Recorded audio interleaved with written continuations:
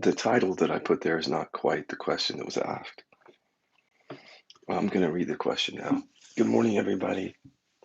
There's nobody in here, but eventually people will watch this video, so I'm saying good morning, good evening, good night. This is one of the favorite parts of the day, my favorite parts, because the rest of my day is one-on-one sessions, which are great too, but this gives me a chance to express and connect with you guys, which is always good. Not always, but you know what I mean. Okay, here's a question. These questions are fairly long. They're posted on YouTube and they're really earnest questions. I mean, people take the time to write out in detail their thoughts around the stuff that they're watching that I'm talking about. So I get the pleasure of responding. Um, okay, so this question is Scott, the one thing I've always struggled with is knowing how and when to act. I feel like I've always got the message with spirituality and therapy that all our feelings are our own problems, afflictions, and that they need to be dealt with internally rather than informing the way we act in the world. I feel like this is how I repress by not acting, not knowing what action to take, when, whether action, which action is appropriate. Can't read this second part of that. The feeling then goes inward and gets denser, only to erupt every so often in ways I find it very hard to understand. Very, very insightful, actually. She puts in parentheses when she says the feeling then goes inward and gets denser, only to erupt every so often in ways I find it hard to understand, parentheses, partly because they've been stripped of meaning and action. Wow, very insightful. I feel like all the work I will ever do on myself will only amount to more repression unless I can act, feel empowered, and I suppose finally bring an end to the seeking of each feeling one by one. What are your thoughts on this? This is what gets me up in the morning. This is what I get on YouTube, is that there's a step that gets missed often in spirituality when we're told that, just like you say, deal with everything on your side. Spiritual people are supposed to act a certain way. You're supposed to respond a certain way. If you're angry or at least bit mean in certain circles, that's considered like very unspiritual. There, that's a big miss as far as I'm concerned. When it comes to spirituality, it's a huge miss because there's much more complicated and multifaceted this whole awakening process than just here's how people are supposed to act. And I agree that this message that gets sent out is leading to repression or reinforcing repression. And I don't have to look any further than the clients that I work with every day who been in the spiritual world, listening to teachers and teachings and then come to find out their bodies are very contracted and repressed, holding on to stuff that they could never express or act on and that's not all to blame spirituality because we grow up that way. The repression starts much younger. But my point of getting on Facebook every day or YouTube is to bring this topic to the surface. Bring this topic to the surface is that for those of us who have a history of shutting down, repressing, not speaking up, not being able to say what we want, what we need, setting boundaries, have difficulty with that, just expressing our feelings. Those of us who have been trying to be quiet or peaceful or nice, um, when you say to those people that all of your thoughts and feelings are on your side, what that can do is it can reinforce a repression that's already there. And this is exactly what this person is saying. It's exactly what I've been sharing about. You really can't blame the teachings because, well, I don't know. I guess you could. I don't think it's about blame. I think it's really about taking responsibility for how we show up in the world. So if I am drawn to non-dual teachings, I want to look to see what is my ego actually before I start talking about deconstructing ego. I have to discern what is my ego pattern. Because, for example, someone who their ego pattern is just to get angry a lot, to get triggered, then when they start working with non duality, um, their work is really to no longer identify with those thoughts that make them angry, to do inquiry or to rest and see that there's no self and they're just thoughts, feelings. But when you take somebody who could never do that, think about that. Somebody who had difficulty, real difficulty expressing feelings their whole life or their voice, their viewpoint, someone who's been trying to be seen as good and nice or spiritual, then this person hears the message very differently, very differently. And so their ego is more like repression, submission, the quiet one, the good one, being good, being spiritual, being nice. And then that person, when they hear those kinds of messages, they may not see that their particular ego has this repression as a big hallmark of it, like that mine did. So when I went into the non dual teachings, it's like because the teacher didn't allow for this part of my experience to be explored, then the teachings further repressed the stuff in me.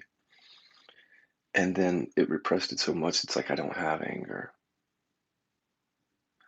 Or I would say, if I have anger, it only comes out at a certain point, like like this person says, it erupts like a volcano when I'm holding things in and not expressing. So I've often wanted to say to people, especially those who that their ego is that their ego is about being seen as good, spiritual, quiet, peaceful, is that you've got to make contact with the hatred and the rage and the anger within.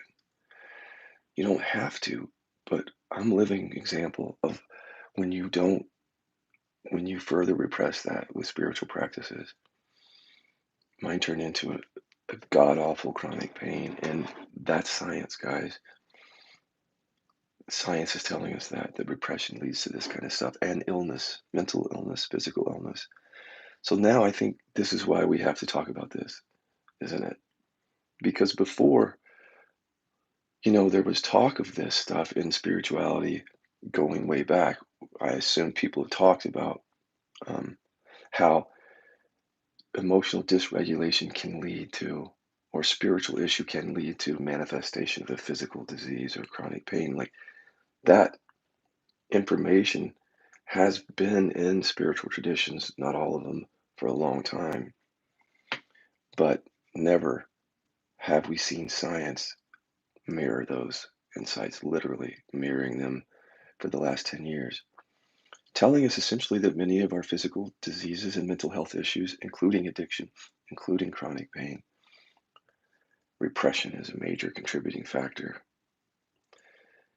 So you can see why I'm so excited because in dealing with my own repression, it's like I just have this really good message for people because this was a missing link for me. This is why I get on. This is why I'm so excited. I'm a geek around this.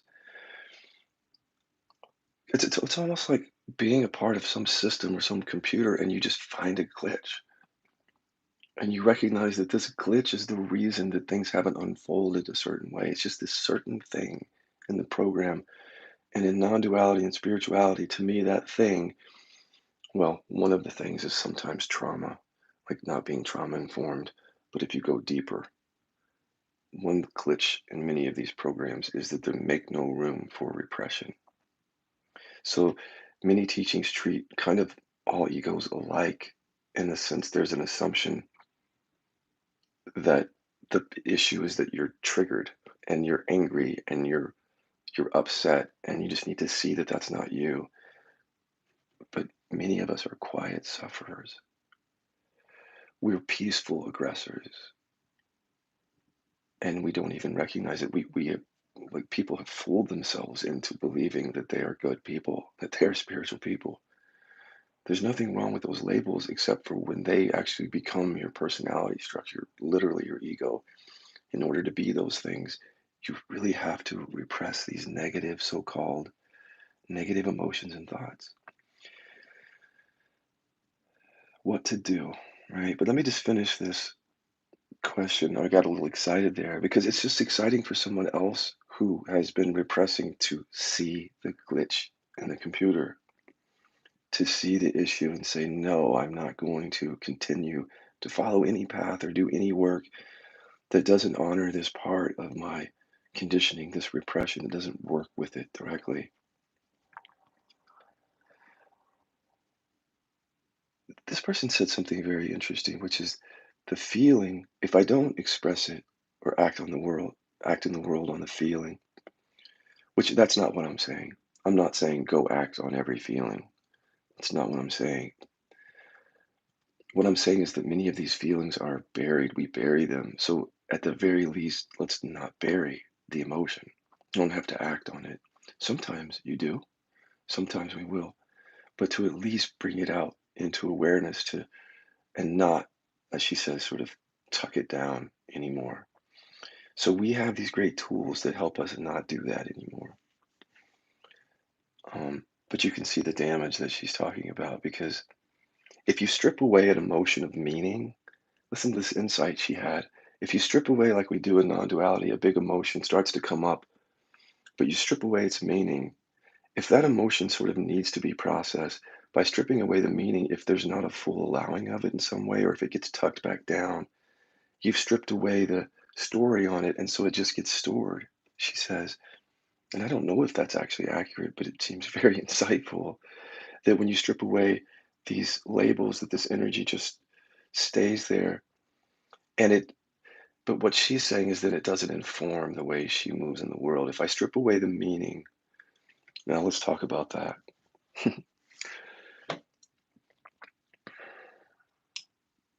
Stripping away the meaning on an emotion that has not yet been felt or fully allowed, I think can be dangerous. That's what I think we're coming to see here. So we're taught in non duality, as you know, rest as what you are, awareness.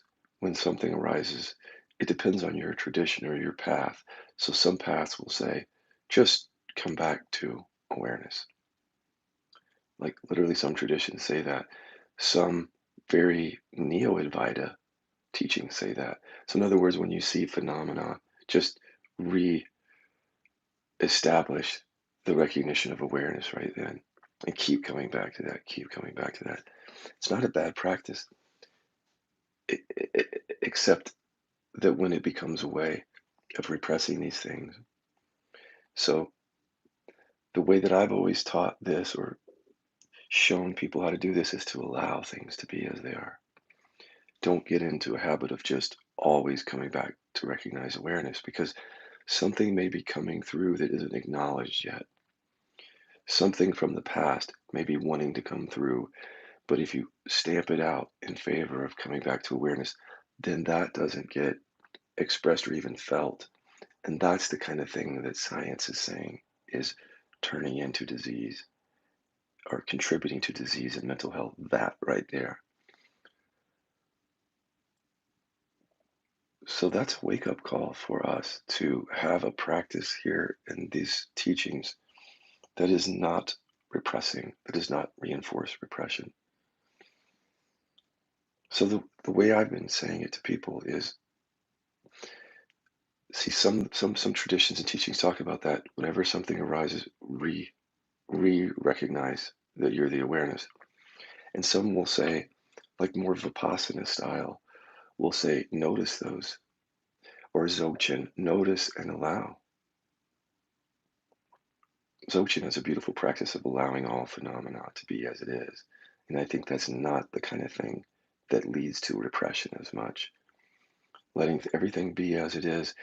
And then, even as things are arising, establishing yourself as the awareness, even while things are arising, and then when things fall away. So, establishing yourself as awareness, whether there is anything arising or not. There's awareness here when there's nothing arising.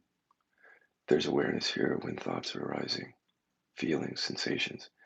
So that's good to establish that recognition no matter what state or experience or thought or feeling or none of them is happening. if you take the position that it's like dividing the universe between here's awareness and then there's the phenomena. If you make a very strong division there in favor of just kind of non-conceptual awareness without any kind of Vipassana style noticing and allowing, or Dzogchen style of letting things be as they are, then I think there's a possibility of repressing right there. Luckily, from the very beginning, I've incorporated noticing thoughts and feelings into my practice and the work that I put out into the world. The Vipassana style of noticing feels very wise and effective, and to me, more effective than just dismissal of phenomena back to calm abiding always, because in the dismissal is where something doesn't get acknowledged, something remains repressed or unconscious, and then it's like the root gets cut off before it's allowed to grow and be seen in awareness. I'm not saying, though, back to this question, I'm not saying that it's a good idea to act on every feeling or express every thought, because these feelings and thoughts, you have to see that they're ego. Like, it's still the same non-dual teaching, is that this stuff is still ego, like false self. So seeing the story for what it is, in which case meanings fall away, right? The meaning behind something falls away. That's still very much a part of this practice. All that I'm saying is the only thing that I've really changed over the years in the way that I put this work out in the world is, one, do repression work for anything you've been repressing all along. So we have tools for that. But the other thing is that if you're someone who's in the practice of awareness or any kind of meditative or inquiry practice, discern between just the random monkey mind thoughts.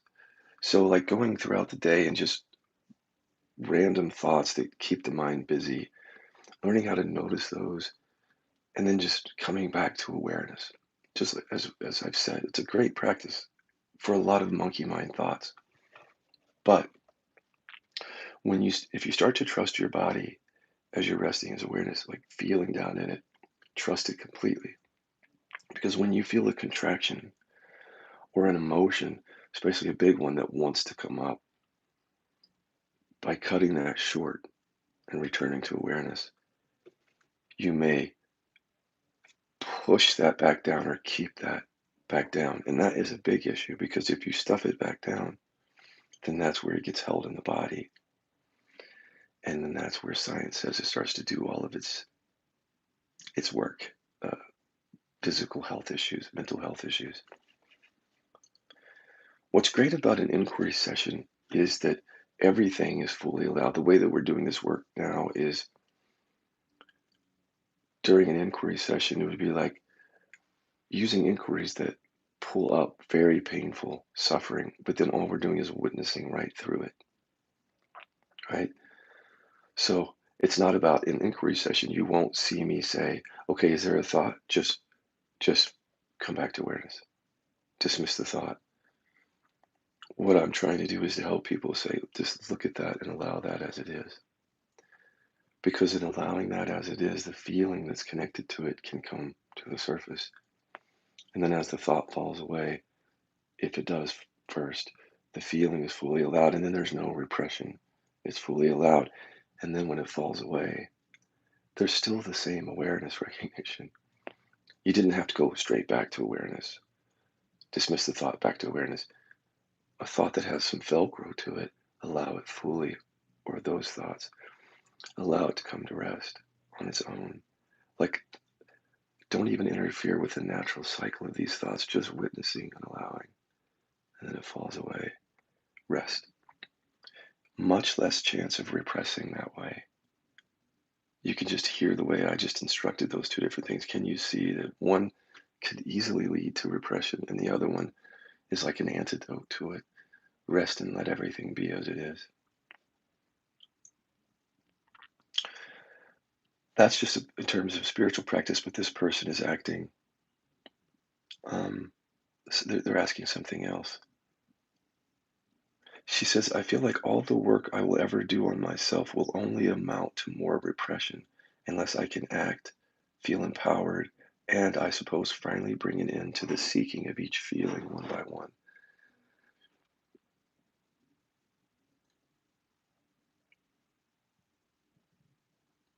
It depends on what kind of work you're doing, though, is it, doesn't it? It depends on how you're relating to experience. Certainly, if I don't know what your practice is, but going back to what I said, you can see that certain meditative practices can reinforce.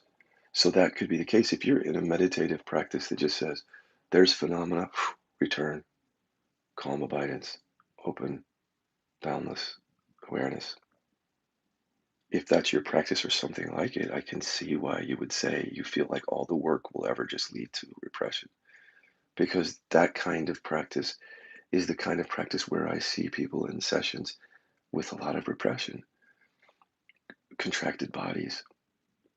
And it's like the contraction just stays there because they're not investigating some of this stuff as it comes through, like truly investigating it and seeing what it's made of, and instead just push it down, dismiss it. I heard one teacher say, thoughts are like emails that come through your email box. It's a simple delete. Well, okay, but if you're having a thought where some old anger wants to come up, or an old feeling of guilt or shame, and there are thoughts with it, if you just delete, then aren't you stuffing that back down? You're not allowing that to grow. So again, if that's the kind of practice that you have, I would be concerned about the repression thing. See, let me tell you how I didn't do this consciously. So when I say I'm just using language. I do not remember making any decision anywhere in my life to repress anger. But here's how it happened. So you can see that it's repression is a real thing. It's not just science bantering or Scott Killaby gabbing. The repression is tied to our identities. So in other words, if when it's all about our relationship with our parents or other important people when we were younger, and it has to do with how authentic that we could be with them. And it's very challenging to be fully authentic with parents that are unconscious because they get triggered because you have to watch their out for their feelings or watch out for them retaliating if you're authentic. So if you go when you're a little kid, think of this little kid who has natural thoughts and emotions, all the primary and secondary emotions, and that's a part of their expression of what they are. All those emotions are.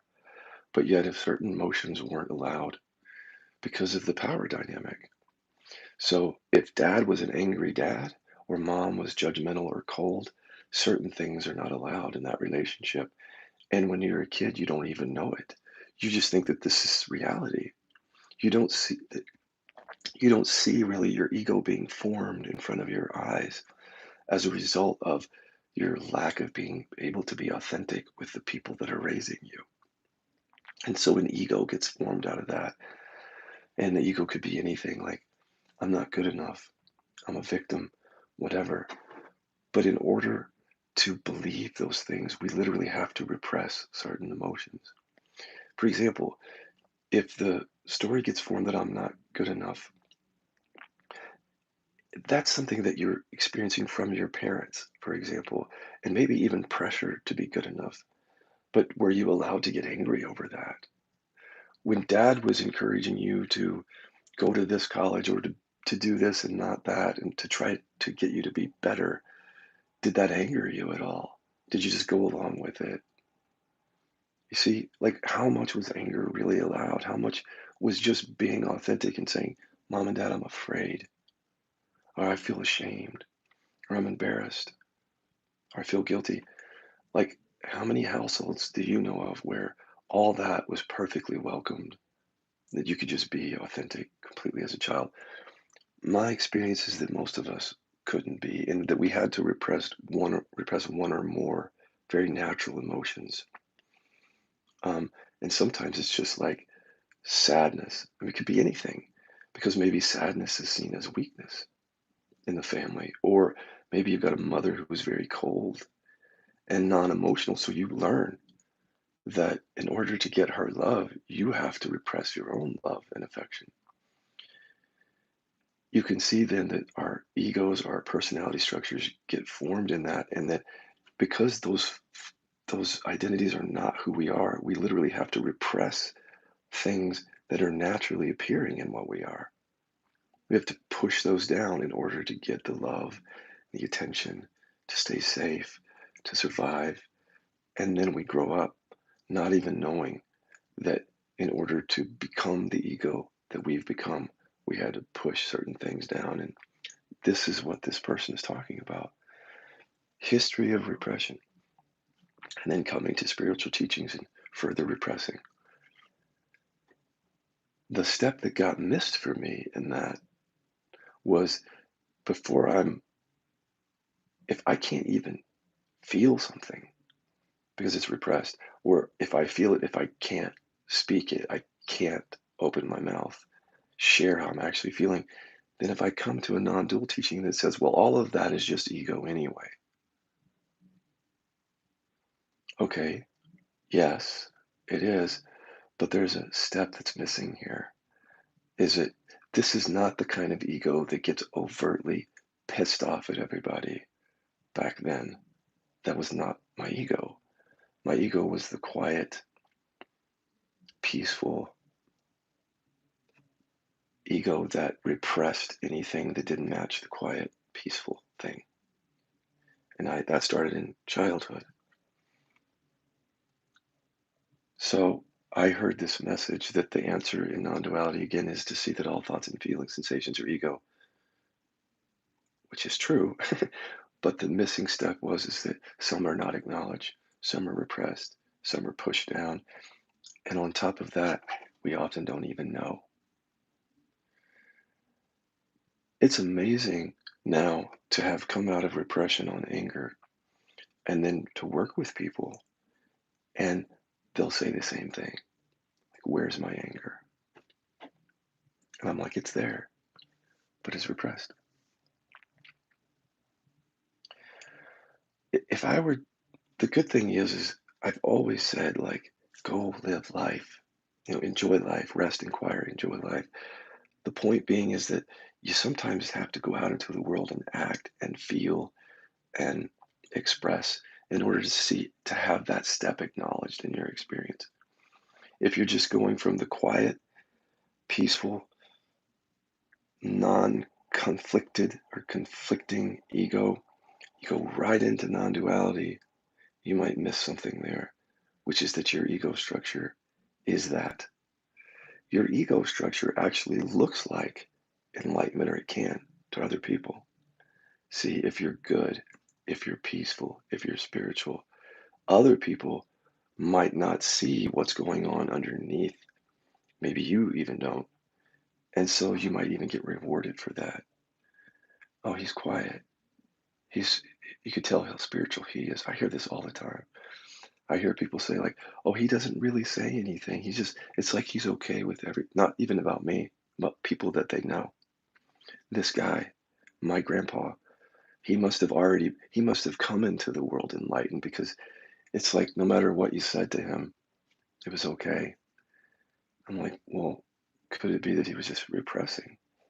The ego is just not the outward, angry, triggered ego. It's the quiet, peaceful, repressing ego. My point being is that we get rewarded for this kind of ego. And so, even in spirituality, that kind of ego gets rewarded. People want to be around that kind of ego. I have friends who have that kind of ego, and people are attracted to them, like very attracted to them, not sexually sometimes, but they're attracted to them because they're not rocking the boat. They're not likely to say something that would trigger me. They're a good listener, quiet, peaceful. You can see how we just get stuck there, right there. because it's already how we survived in our families by repressing these things. And now not only are we still surviving in spirituality, we're being rewarded for it. It takes a hell of a lot of readiness or a desire to know what's really true to break through something like that, to go against all the reward that you're receiving for showing up in the world as good or spiritual, and to start questioning that. There's a lot of there are a lot of reasons not to do that. Luckily for me, my repression turned into a serious health condition. Don't know why you would think that. Well, why is that lucky? Because if it hadn't, I think I would just have never seen this part of myself. It was so blind to it. So the anger and other repressed emotions turned into like a serious pain, which was the blessing because then I was forced to look at it. Ah, but you don't have to wait until you're forced to look at it. And this is why I get on YouTube. And it's also not just anger repression. That was my path. There are all sorts of other things that one can repress unconsciously. And the way that I read this question, it's like it feels as if the person is talking than more than about anger.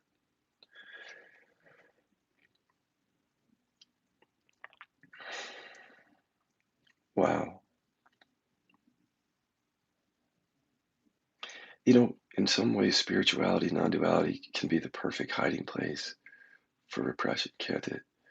Because it is one place where you can go and someone or people will reinforce your ego and not even know it, reinforce the repression. So you can, and then through the years, I've seen so many people who, when they grew up, they were living like this where they couldn't act in the world. They couldn't express, they couldn't acknowledge thoughts and feelings.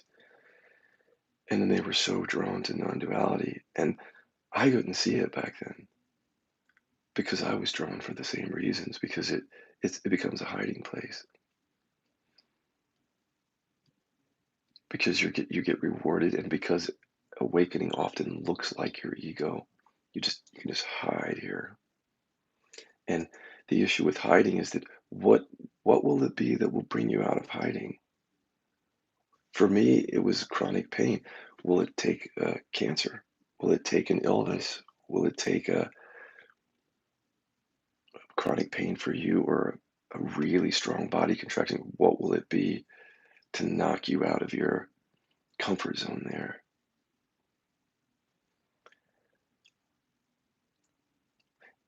What I'm finding even more, or also, is that when people start to look at these repressions, they there's a great deal of resistance to this work because this is how they survived. You see, so with the pain being so strong for me, it was forcing me into inquiry. But if the pain isn't bad enough and you're repressing, what will it be that will make you ready to look at that? If there's no real pain, you get all the reward for showing up as good, nice, spiritual, peaceful. You get all the reward. Where's the pain? Because we're hiding. So, and we're being rewarded. So how is the pain going to show up when our very ego gives us these rewards?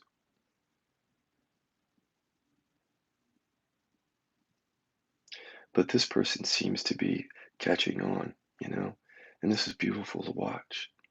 Is it because the person didn't say they were in pain, physical pain, and they didn't say that they have this illness that they think is connected to the repression, like science says.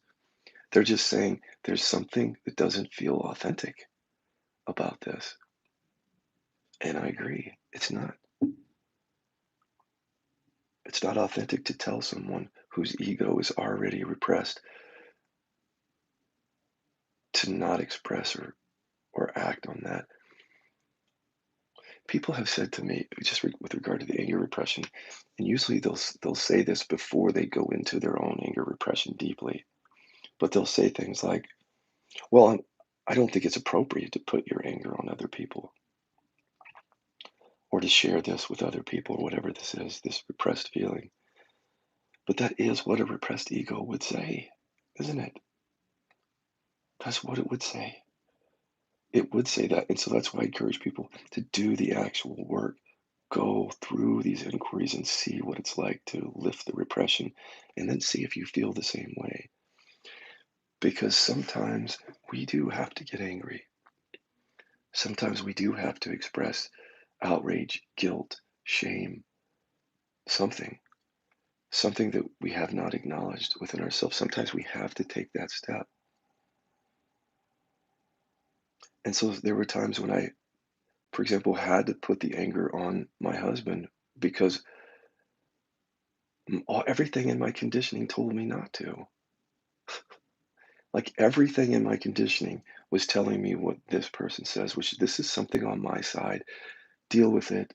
Don't put it on anyone else. I've been doing that all my life. But I had to put it on my partner to learn from that because putting feelings on people still isn't the answer. But for those of us who've repressed, we've never had a chance to do that. Sometimes we need that step first because we have to learn from that. So if you go into this work with very cautiously saying, I'm afraid to do this work because what if I put my pain on people? What if? Like, live a little more dangerously than that. That's really comfortable. I am not saying go put your pain on everybody. I'm saying that for someone who's repressed, sometimes that needs to happen. Because what happened for me is I expressed something to Chester that came from real anger. When I would do that, I would see that it wasn't very effective. But I needed that emotionally for myself.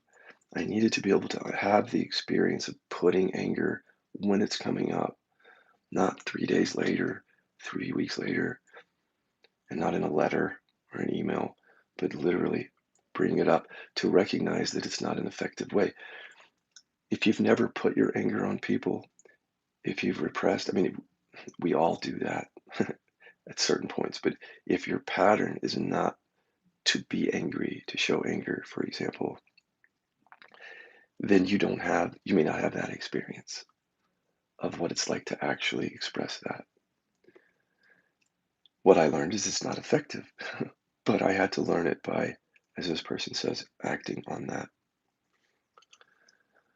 What what this repression work has helped me see is that it's very important for the coming back into the world part, the embodiment piece. Because when you listen to people talking after they've had a non-dual realization, the years after that many times are about authenticity.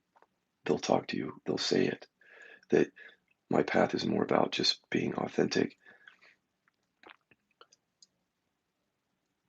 As you wake up to what you are, it becomes increasingly difficult to live with an ego that you can see. Even if it's being rewarded, it becomes increasingly difficult because even as peaceful and nice and spiritual and rewarded that is, it's still a box. It's like living within a restrictive box.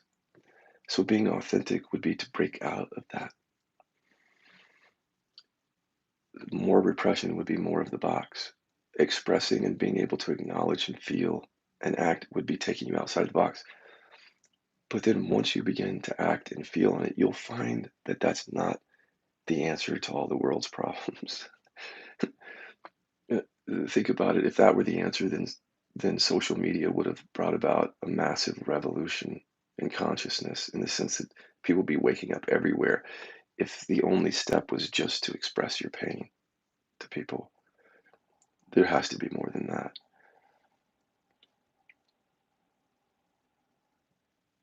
Inquiry to see through it once you've acknowledged it.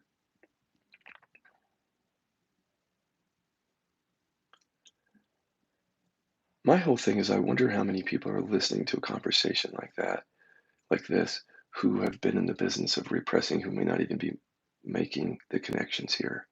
Because if I would have read or listened to something like this like 6 years ago, I probably would have said, "Oh, Scott, sorry about your anger, but I don't have that." Or I see that you were repressing things, but I don't think I have that issue. That's exactly what I used to say. Because repression hides, it just hides. So, all your life, if you've not had access to a feeling or something, how would you know? How would you know? It's something that's absent from your experience. So, how would you know that it's absent if you've been living all that time? And that's where I think it comes where people listen to this and they go, yeah, I don't see that. Right, because it's repressed. So, I'll leave you with my litmus test on repression. And I've done this before, but all you do is mark off a little box for every time you get an answer that shows repression. So sit quietly with me, breathe a little bit, noticing breath,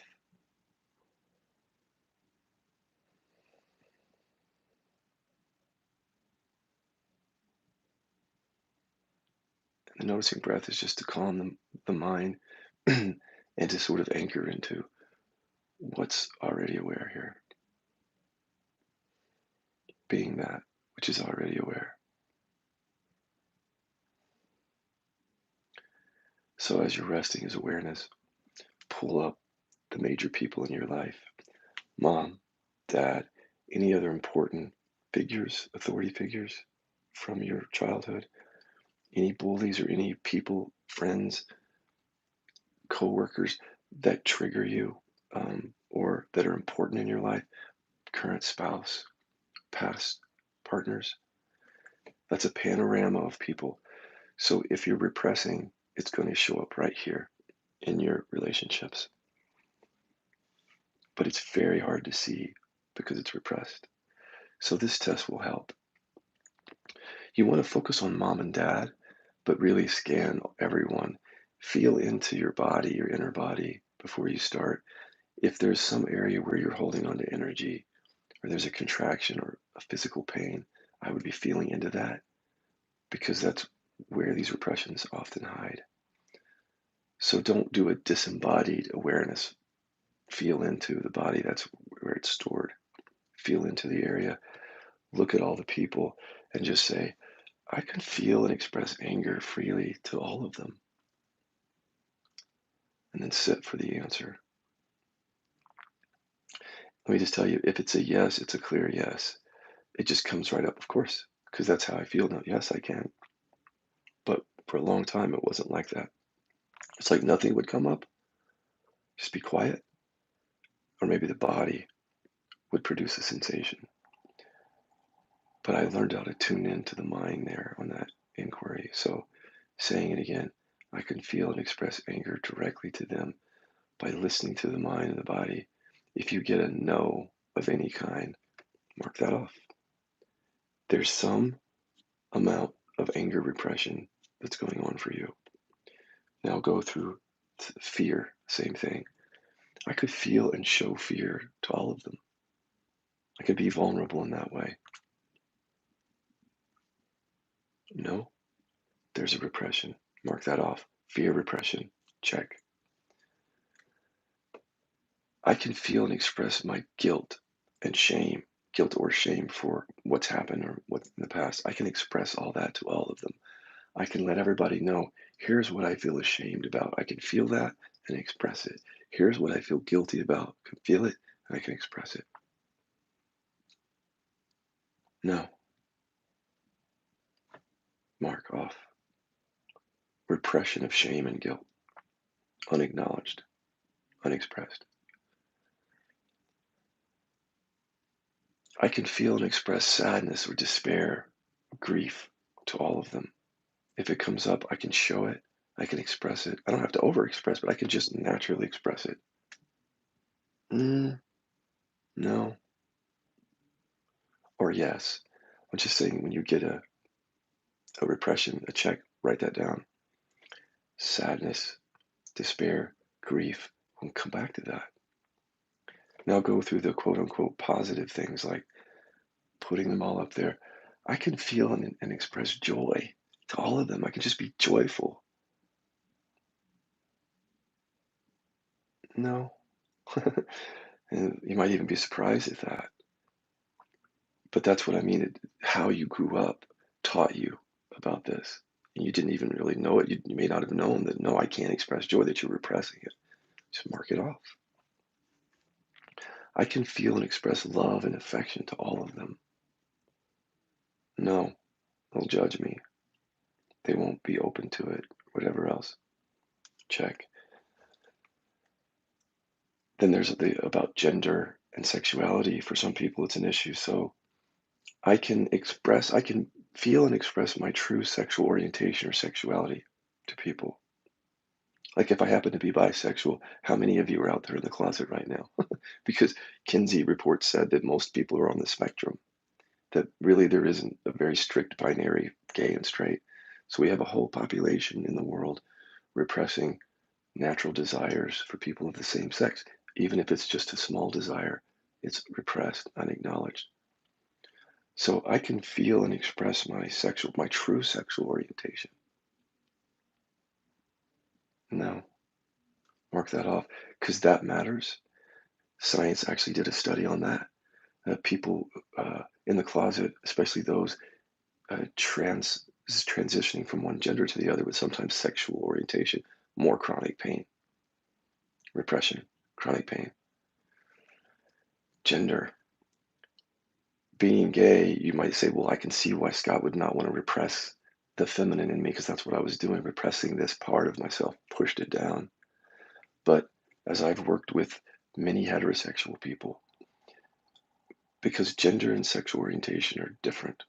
So I work with many heterosexual men who have a feminine side and they actually like that about themselves, but they don't feel comfortable expressing it, especially to other men. So I can feel and express, if I'm a man, I can feel and express the feminine side of me. Or if you're a woman, I can feel and express um, the masculine side. It doesn't matter, just find out where you get that no and write it down because there's a repression of how you show up right there. Now, if you go back over those, now everything that I've said should make more sense because where in the spiritual teachings were you given the permission, even the encouragement to come out of repression first before just inquiring everything away?